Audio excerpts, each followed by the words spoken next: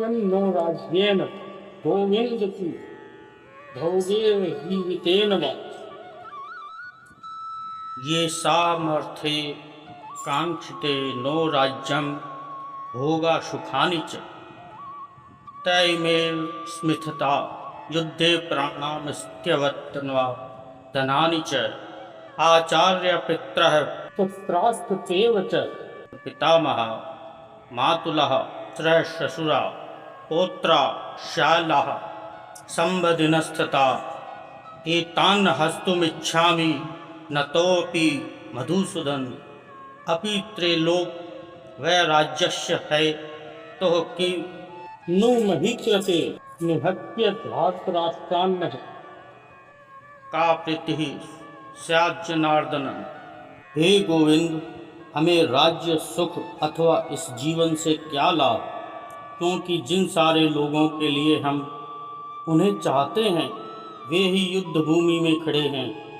हे मधुसूदन, जब गुरुजन मित्रगण पुत्रगण पितामह मामा ससुर पौत्रगण तथा अन्य संबंधी अपना धन व प्राण देने हेतु तत्पर हैं तथा मेरे समक्ष खड़े हैं, तो मैं इन सब को क्यों मारना चाहूँगा। भले ही मुझे वो क्यों न मार डालें, मैं उन्हें नहीं मार सकता। हे जीवियों के पालक, मैं इन सब से लड़ने को तैयार नहीं। बदले में मुझे तीनों लोक ही क्यों न मिले। पृथ्वी तो बहुत तुच्छ है। धृतराष्ट्रों के पुत्रों को मारकर हमें कौन सी प्रसन्नता मिलेगी। आप मेवा येद स्मान्य ते तान तातायिन तस्माचार्य वयम हंतु धृतराष्ट्रान् संबंधवान स्वजनम हिम कथम हत्वा सुखिनः श्याम माधव। यदि हम ऐसे आतताइयों का वध करते हैं तो हम पर ही पाप चढ़ेगा। अतः यह उचित नहीं होगा कि हम धृतराष्ट्र के पुत्रों व मित्रों का वध करें। हे लक्ष्मीपति कृष्णा, इससे हमें क्या लाभ होगा। अपने ही कुटुंबियों को मारकर हम किस प्रकार सुखी हो सकते हैं।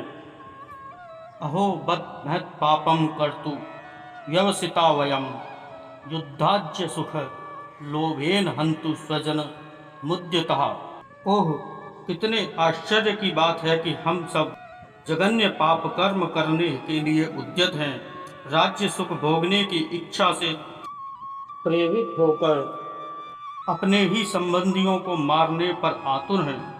कृत सत्वा कस्मल मिंदम विषमे समुप स्थितम अनार्य जुष्टम स्वर्गम कीर्ति कर्म अर्जुन। श्री कृष्ण कहते हैं, हे अर्जुन, तुम्हारे मन में यह कल्पमश आया कैसे। यह उस मनुष्य के लिए तनिक भी अनुकूल नहीं है जो जीवन मूल्यों को न जानता हो। उसे उच्च लोक की नहीं अपितु अपयश की प्राप्ति होती है। क्लेब्यम मास्म गमः पार्थ निर्तत्व यु प्रपद्यते पुत्रम हृदय दौर्बल्यम त्यक्तोत्तिष्ठ परंतप। अर्थात, हे प्रथापुत्र, इस हीन नपुंसकता को प्राप्त मत हो, यह तुम्हें शोभा नहीं देता। हे शत्रुओं के दमन करता, हृदय की इस क्षुद्र दुर्बलता को त्याग कर युद्ध के लिए खड़े हो जाओ।